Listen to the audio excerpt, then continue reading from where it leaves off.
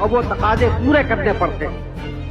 دنیا میں ٹھوکریں انہی کو لگتی ہیں کہ جو چلتے ہیں، جو پاؤں توڑ کر بیٹھ جاتے ہیں انہیں کبھی ٹھوکر نہیں لگتی۔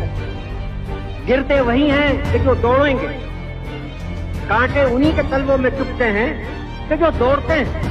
جب تک کہ آزادی ہمارے ہاتھ میں نہ تھی، آپ کے ملک کا کیا حال تھا؟ وہ اپنی قسمت کا مالک نہیں تھا، اس کی قسمت دوسروں کے ہاتھوں میں تھی۔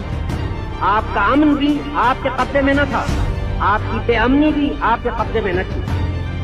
جب کبھی ملک میں بد امنی ہوتی تھی تو آپ اپنے طرف نہیں دیکھتے تھے، ان کے طرف دیکھتے تھے۔ جب آپ کو کوئی تکلیف و پریشانی ہوتی تھی آپ ان کے آگے مجبور ہوتے تھے کہ اپنا ہاتھ بڑھائیں، لیکن آج وہ نہیں ہے۔ آج اپنی قسمت کے آپ خود مالک ہیں، اور اگر آپ مالک ہیں اور میدان میں کھڑے ہوئے ہیں تو یہ یاد رکھیے کہ طرح طرح کی آزمائشیں پیش آئیں گی۔ کوئی بھی نہیں چاہتا کہ اپنے کو آزمائش میں ڈالے، کوئی بھی نہیں چاہتا کہ غموں اور دکھوں میں اپنے کو ڈالے، لیکن اگر ہم نے ذمہ داری کا بوجھ اٹھایا ہے تو طرح طرح کی پریشانیاں ہمیں پیش آئیں گی۔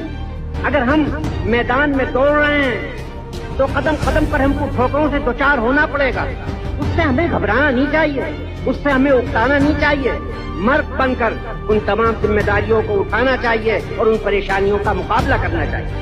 اگر ایک زندہ انسان ہے اور اس کی رگوں میں گرم اور زندہ خون دوڑ رہا ہے تب اس کے لیے بیماریاں بھی ہیں، ٹھوکریں بھی ہیں، مصیبتیں بھی ہیں، ہر طرح کی پریشانیاں بھی ہیں۔